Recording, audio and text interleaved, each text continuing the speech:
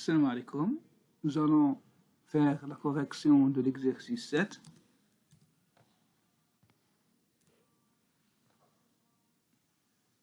Donc pour n égale à 1, p de 1 de x c'est moins x.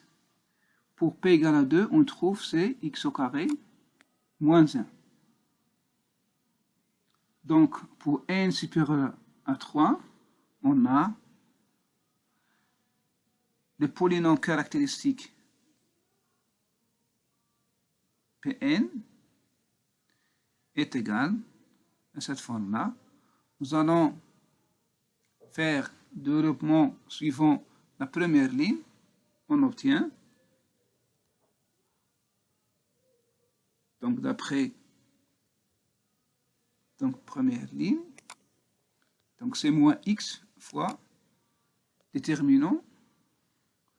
Donc on a déterminant d'ordre n et on va obtenir un déterminant d'ordre n moins 1. Et ça c'est quoi ça? C'est Pn moins 1 de x. Moins, donc cette colonne avec cette ligne-là.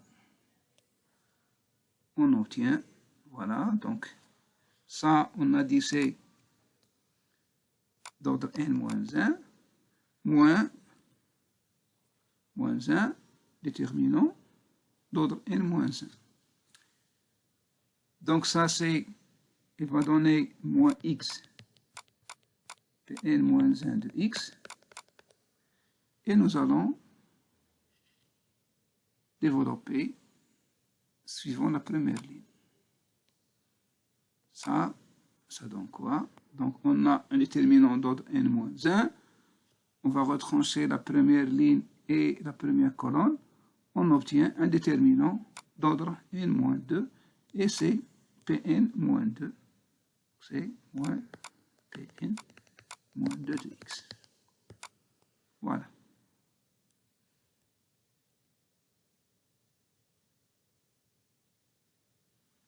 Donc, je vais faire ici le résultat. Donc, c'est moins xPn moins 1, moins Pn moins 2, d'où le résultat. Donc, prenons x égale à quoi? Je vais poser x égale moins 2 cos alpha. Donc, pour n égale à 1, on a P1 déjà, c'est moins x, et nous allons remplacer x par moins 2 cos alpha. Ça donne quoi? Ça donne 2 cos alpha. Comme alpha est compris entre 0 et pi, donc sinus est différent de 0. Je vais multiplier et diviser par sinus alpha fois sinus alpha. Donc on obtient sin 2 alpha sur sin alpha. Pour n égale à 2, on aura, donc on va linéariser, donc on sait que cos alpha plus i sin alpha au cube est égal à cosinus 3 alpha plus i sin 3 alpha, et on va tirer le sinus de 3 alpha. Comme sinus est différent de 0, nous allons diviser par sinus alpha et on obtient sin alpha, sin 3 alpha sin alpha égale à 3 cos carré alpha moins sin carré alpha est égal, enfin, c'est 4 cos carré alpha moins 1. Donc on va remplacer x par moins 2 cos alpha. Et on sait que P2 de x, c'est x carré moins 1. Ça donne 4 cos carré alpha moins 1. Et on a déjà calculé 4 cos alpha moins 1, c'est sin 3 alpha sur sin alpha. Voilà. Supposons l'identité vraie pour k inférieur à n, pour n supérieur égal à 2. Donc on aura quoi?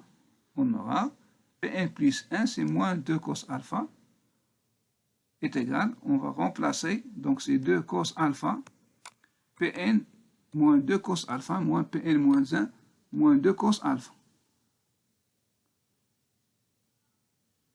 Donc, on va remplacer ça par sinus n plus alpha sur sin alpha.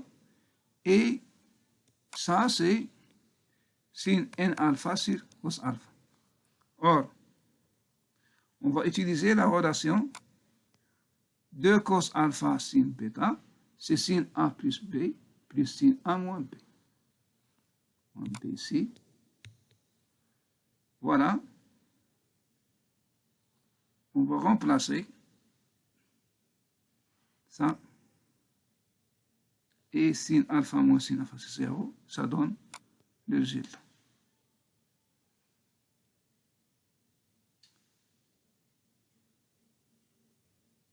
Donc, sinus 1 plus 1 alpha égale 0. C'est-à-dire, on va calculer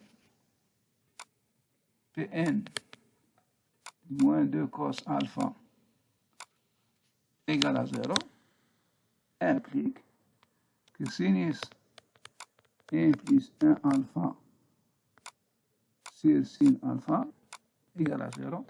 Donc, ça égale à 0 pour alpha compris en 0 bêta.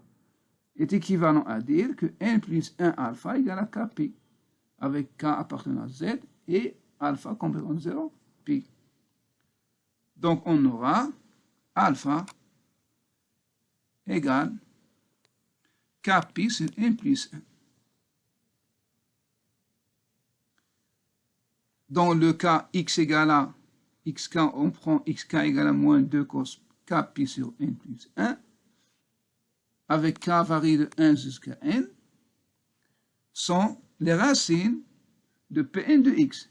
Ils sont toutes dans l'intervalle moins 2, 2. Voilà, parce que cos alpha est compris entre moins 1 et 1. Donc, on aura cette quantité appartient à moins 2, 2. Ils sont distincts 2 à 2. Par suite, à n, admet n valeur propre, distincte 2 à 2, donc AN est diagonalisable.